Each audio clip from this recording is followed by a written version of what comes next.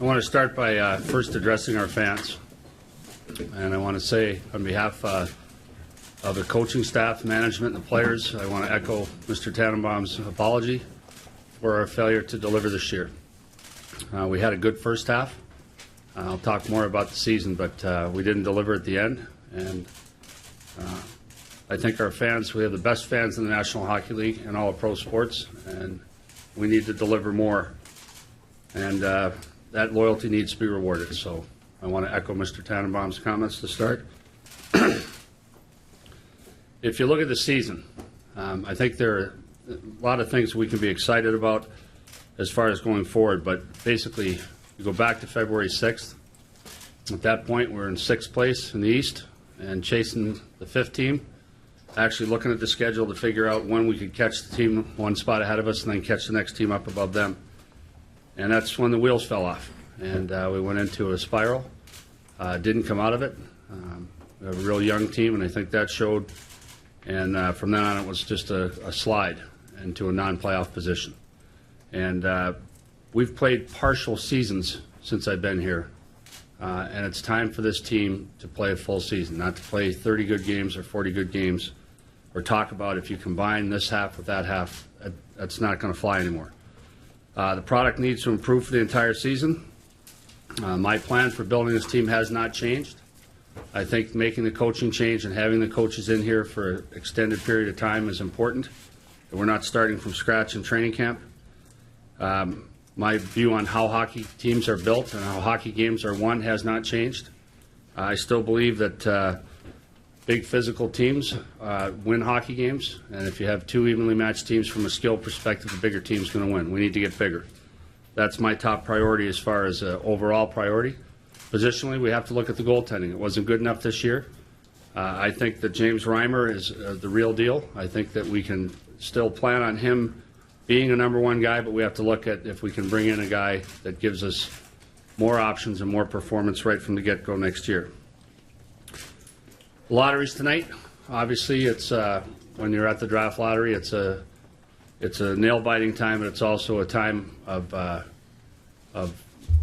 admitting failure. You're up there for a reason, and once that lottery's over, the second it's over, that's when we get to work. We know where we're drafting. Can we move up in the draft? Can we move down in the draft? What can we do? So the work begins the second the lottery's over tonight. With the draft coming up, obviously our draft position is going to be either 1, 5, or 6. We're content that we can get a player at that point, and with any of those picks, that there is depth in this draft, that we can get a player that will make a difference for us down the road. Maybe not right away. A couple of the players that I've gone and watched in the last couple of weeks are guys that I have high hopes for, but I'm not sure they can play right away. Obviously, with the Marlies, we plan to take a run with the Marlies. We're very proud of what Dallas has done with that group. Obviously, we loaded them up for the playoffs, and they've had a great finish, and now they've got one more weekend to go before the playoffs begin, and we'll track them closely. We think the year last little bit here, we put some building blocks in place, and I think it's very easy to lose sight of that when you have a disastrous finish like we did, and to lose sight of the fact that we've had, put some building blocks in place. I think if you look at the forwards, going into the season, if you'd asked me what I didn't need to worry about, I would have said our second line. And then our second line was invisible for a good chunk of the year. But I still believe in that group with MacArthur, Kuhlman, and Grabowski, and I thought they all played better. Obviously, Cooley got hurt, but I thought Gravel played better at the end, and I thought Mac played better at the end. On defense, we think we have a good group, a good age group. We have a solid captain. I think the emergence of Jake Gardner was a revelation for all of us. So we've maybe got that quarterback on defense that most teams look for and have trouble finding. At the trade deadline, we didn't panic. We kept our assets. We have all the players that teams came after. We kept those assets, and we have them available to make hockey deals. And there will be change. So we think we have assets going into this period where we can address some of the positional needs we have. We think we've retained our assets, and we'll be in a good position to do that. So I think, again, it's hard to see a positive when you have a finish like we had, but there are some positives. There are some building blocks. There are some, you see a Matt Fratton emerge. You see a Carter Ashton emerge. There is hope. I know this is the greatest city in the NHL, greatest fans in the NHL, and I know there's I believe the players want to play here. I don't buy that argument, even though that it might be a tough place at times. I don't buy that argument. So we're looking forward to a busy offseason. Questions? And why is it that the highest profile team in the league so consistently falls short? Because we haven't made the right personnel decisions. Brian, given the finish to this year and your failure to get this team in the playoffs to this point, do you feel now your job is on the line? Our jobs are always on the line. You want to be a general manager in the NHL, your job's always on the line. That's a fact of life. If you have a chance to get a really good young goaltender who's not quite proven, I'm talking, for example, like a Bernier or a Lindback, would you be willing to throw in that first-round pick? No. Not at all. Do you look for a 1B for James Reimer, or is it someone who would have some experience in that position to ensure more depth? We'll sort that out. It's a fair question. Randy was saying two of the big things need to be improved, Brian, are conditioning and accountability. Does that go to the old blue and white disease not being fully eradicated here yet? No, I don't buy that. I think what Randy is saying is that to play the style he wants this team to play, it needs to come up a level. I have no question with how hard the team worked. It's just not hard enough to play Randy Carlyle hockey. So we have to improve in that area, but I don't feel this team ever cheated anyone on the work ethic. I don't feel that we got outworked regularly. Randy is saying I think you got to do it his way. We have to take it up a notch. Brian, in the last 24 hours, the COO of the company has sent an email out to season ticket holders, and the chairman of the board, who rarely is heard from, sent a letter out to the newspapers, both of which are apologizing for your hockey club. Does this represent for you, with the men that you answer to, apologizing for your team, a low point in your career? No, I think this is Mr. Tannenbaum's sincere feeling on it, that the fans deserve better, and we support that. Brian, disappointment is understandable right now, but is anger, the intensity of some of the anger we've seen, justifiable when it's aimed particularly at players? Perhaps they're not good enough, and what's the point of being angry at players if they're not good enough? I'm not sure there's a question in there. Okay. What do you Is there a question? Is it justified? Is this kind of anger justified from where you're standing? Well, I think the hard part for our fans this year is there was so much promise. February 6th, it was not that long ago. The team was playing well and in a good position, and everything was fine. And none of these question marks about goaltending and leadership and all these things, that the cracks that emerge when the team goes into a collapse like we did. And I think that's a big part of the frustration, is that it appeared so near. It appeared to be within our grasp and our fans' grasp, and then we failed. So I think some of the frustration is justifiable for sure. What happened, Brian? You talk about the optimism February 6th. So what happened in your estimation? Well, I think it was a perfect storm of a lot of things. I think our special teams faltered right about then. I think we had a couple really disheartening losses. I think our lack of size showed up. I think it was a lot of things. Brian, regarding the plan, could you just sort of update what that plan is? Because there does seem to be a change of direction. Carlo versus Wilson. You've always talked about big teams. You don't have a big team right now, but you've been trying to build one for 3 years. So what would you describe the plan? Well, I'd say the one place where Ron Wilson and I were not on the same page is that central issue, is how we play the game, what type of player. I like to dictate how the game is played. I don't like to have it dictated to me. We're not big enough to play it my way. We're not big enough to play it Randy's way, and that's has to be addressed. That's not optional. It's not. We can't play the way Randy wants to play with this group. We have to make some changes. We have to get bigger. We have to get more hostile. Should you maybe made a change with Ron much sooner then? No, it's very easy to go second guess when things go south.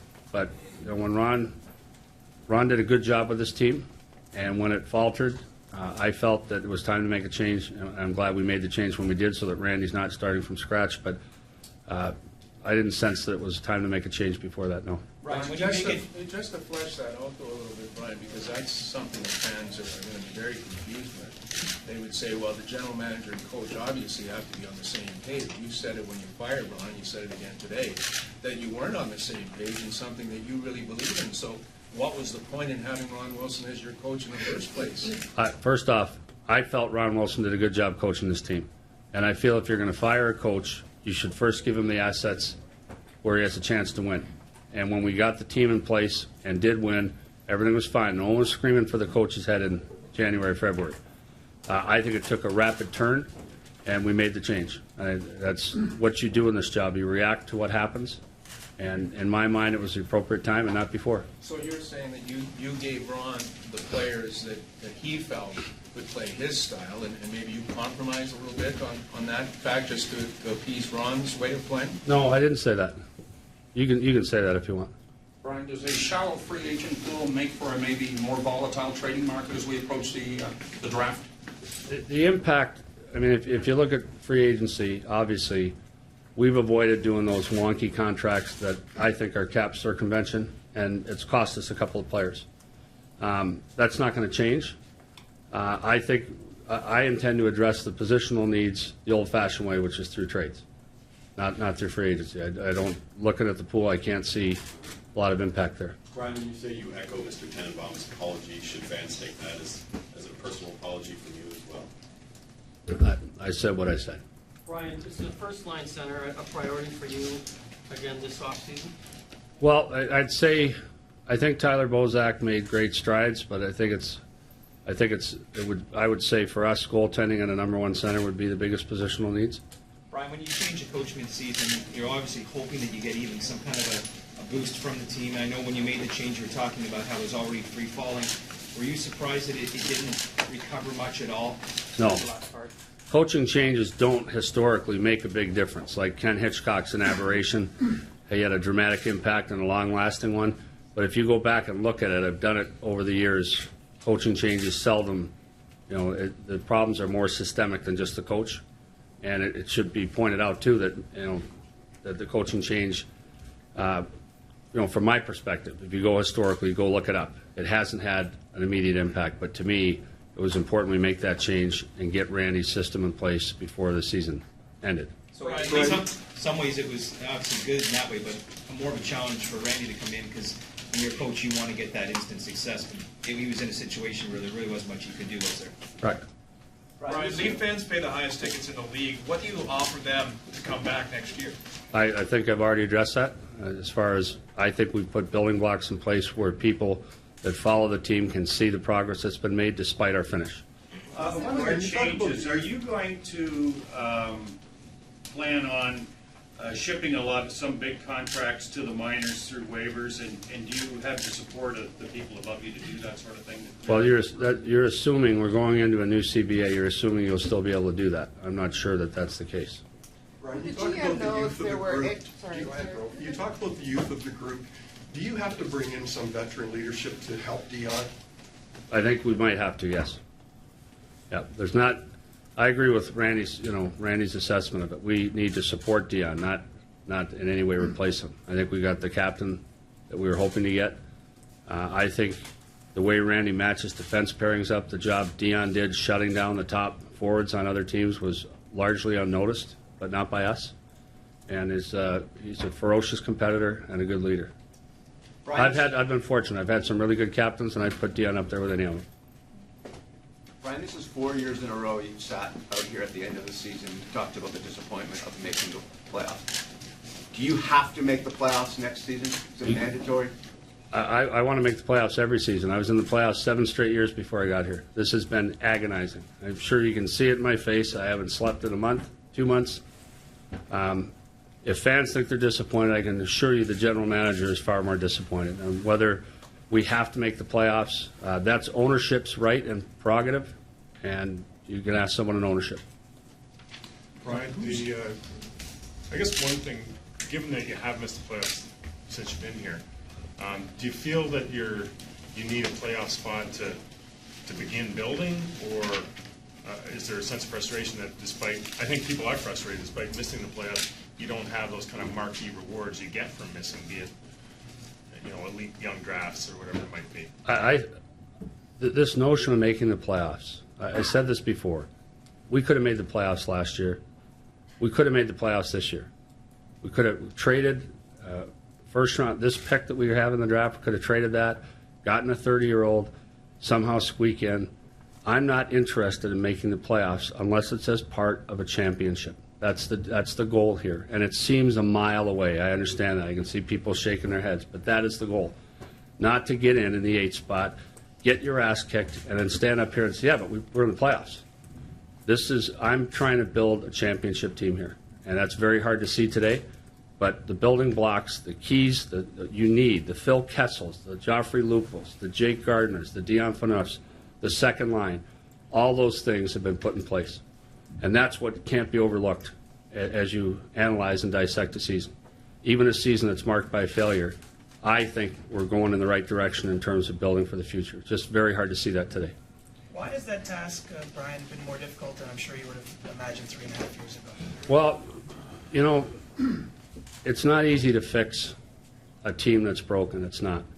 And I had no illusions or delusions about that, except that I watch general managers in all sports get up there the first day and they say, we got a 5-year plan. And they're just buying 5 years right out of the gate. And I don't respect that. My view was I was hopeful we could do it quicker. We haven't. But I haven't changed the plan. When people say, the Phil Kessel deal, we gave up too many draft picks. We have more first-round picks in the system than any other team in the NHL. So as far as Carter Ashton, that group, Jake Gardner, first-round picks that we've acquired. We have our pick this year, our first and our second. It's a young group. We haven't gone old. We haven't tried to Band-Aid things. We're trying to build it. But, yes, it's frustrating. It's been very difficult. How do you explain Dale Talon then? Well, they signed Took over a worse situation than you did. They signed a bunch of guys to 4-year contracts. They had a first-year coach. They had a good run. And we'll see if they can sustain that. I like Dale Talon very much, and I admire him. But again, I'm not interested in making the playoffs one time so I can stand up here and say we made the playoffs. What about the Marley situation, Brian? I mean, do you have to temper the enthusiasm that people seem to have over the team? I mean, how many legitimate prospects do you have down there? And maybe there's a couple guys people don't even talk about. Well, I'll leave that to you guys, how many legitimate prospects you think there are. You can. Why leave it to me? You're the guy. Well, you can speculate all you want. I'm not going to spend the next 10 minutes talking about the Marlies. I think we have a number of legitimate prospects there. And I don't want to temper anyone's enthusiasm because we're hopeful that team's going to take a deep run. What do you think of Kadri going forward now? Are you still hopeful that he can be a legitimate star player in the National Hockey League? Well, I've never said he was going to be a star, but I think he can play in the NHL and he's going to play in the NHL. And I think there's a number of players there that are going to play in the NHL, and some of them next fall. Are you contemplating You talked every year about improving the home ice record, improving the atmosphere. Are you getting any closer to this? Well, at February 6th, you would have said yes.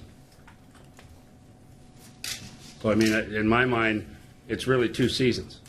And you can't separate them. And we've done that. We've stood up here and said, yeah, we had a good second half last year and a good first half. And if somehow we can convince the league to meld the seasons, we'll be fine. Doesn't work that way. But I think the atmosphere in the building improved this year. I think people were solidly behind this team. I think we have great fans. But we didn't deliver. Brian, how tough will it be for you in this offseason to make trades with the assets you have? You think you're going to have to pull off some Jake Gardner type trades? Well, I mean, Jake Gardner was a revelation for us too, and we haven't. No one's standing up here thumping their chest saying that we knew he was going to be this good this soon. In fact, we had him penciled in for the Marlies, and he came in and said, "Screw it, I'm going to make the team," and he did. But we need to address the size of the group and the compete level of the group, and that's what we're going to do through trades. Is that tough though? You think with the assets you have? I mean, you've been known to pull some rabbits out of the hat. I mean, do you find that you're going to have to hit a home run to, upgrade this team with the assets you have to trade with? I think we have assets that we can make the deals we need to make, yes. Brian, you mentioned that you and Ron differed in terms of the way you like to build your team. When you had an opportunity to improve the team at the trade deadline, did that hamper your ability to do so, just given what Ron's fundamentals were? I didn't like the price tags at the trade deadline. I don't like the trade deadline. I feel that very little in general, there are exceptions, very little that's done at the trade deadline impacts the team. I try and do it a month before. I try and make my key deals a month in advance of the deadline. Wasn't able to do it.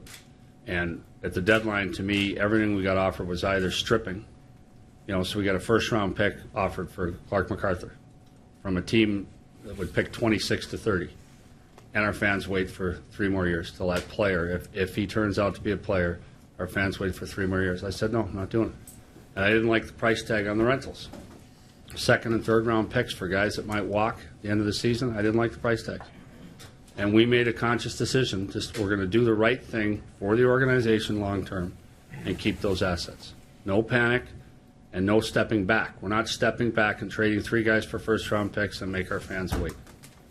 Brian, can you look at Nick Kuhlman's point production this year as a bit of an aberration and rely on the foundation that his work ethic never changed right from September?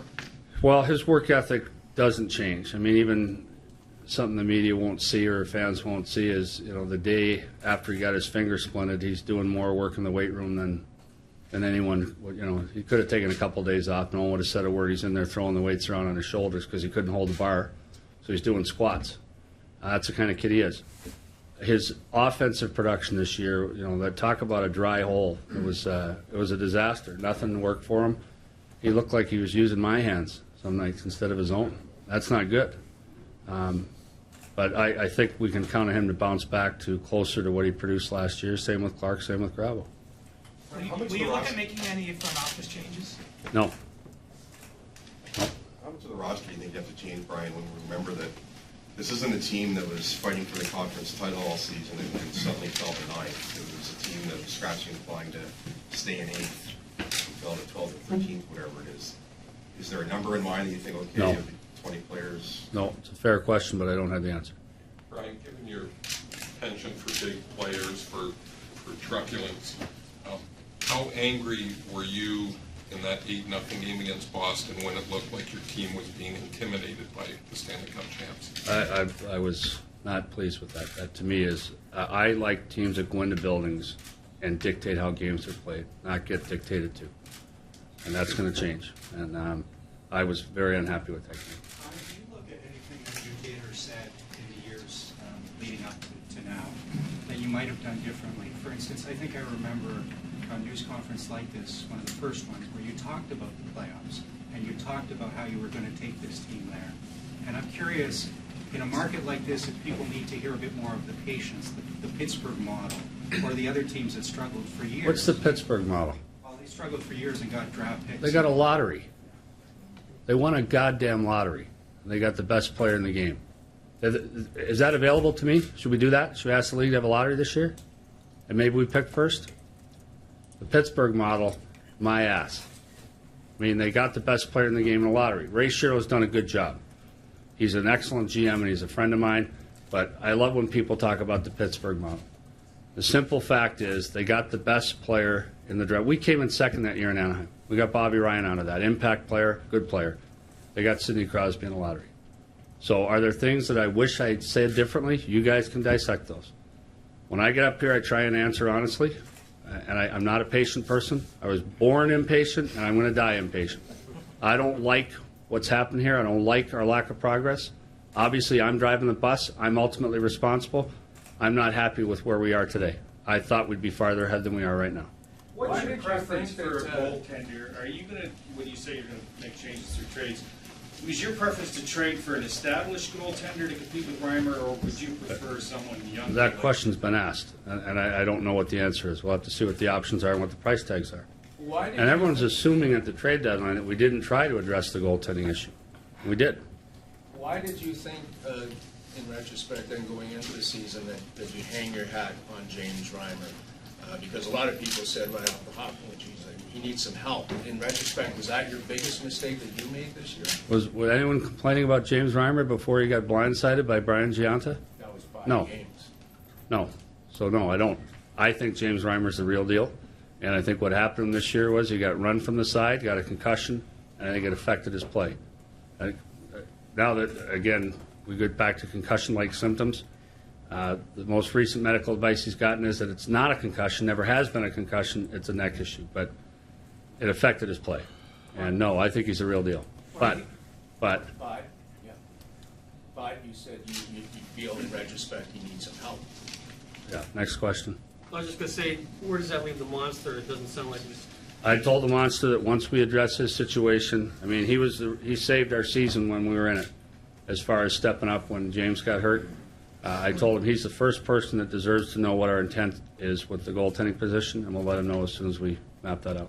Given that he saved your season there, do you consider him a commodity still, or is maybe he can be best served playing somewhere else? Or? We'll see.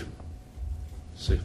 Brian, for 2 years, you've been talking about the core of your defense, and at times you said you put that 6-man or 7-man group against anyone else, and yet over the past few years, you've been almost at the bottom of the league in goals against. How do you equate the one with the other? I don't think goals against average, you can lay that all on the defense. I think it's the system you play. I think it's how hard the forwards back check, whether they block shots, and then it falls in your goaltending. So if I look at the goals that went in this year, I can fault the goaltenders as much as I can fault the defensemen. I still believe in the group. Brian, changing the personnel to fit Randy's style, is that another rebuild, or is it No. more of a retooling? No, retooling. It's, in my mind, if you look at the Boston game, how many big physical players were menacing in that game for Boston? About 4, that night. And the rest of the guys feed off that. You don't need 20 big guys. You need 4 or 5. Brian, who do you see as the untouchables on your roster? I haven't thought about that, Elliot. I mean, I'll answer that question, but I want to give it some thought. How does the CBA change what you can and can't do? Obviously, it stays the same until late September. Do you just conduct business as usual, or do you have to take that into account? It's going to be business as usual. Thanks, Brian. Okay, thank you.